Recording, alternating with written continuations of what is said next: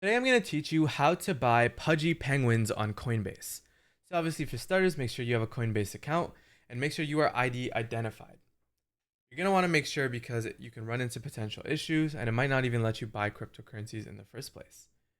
The second thing you're going to want to do is add a payment method, and it's pretty easy to do that. You're going to go and find the pay with area. You're going to go ahead and click it and then hit add payment method, which will give you the options you can choose from to add a payment method that you can use to buy stuff with. So as you can see, in my instance, I'm going to be using PayPal. And what I did was I used PayPal to buy USDC, which is kind of the same thing. For this tutorial, I'm going to be going ahead and buying the Pudgy Penguins. So I'm going to go ahead and type that in. Hit the search bar, search up Pudgy Penguins.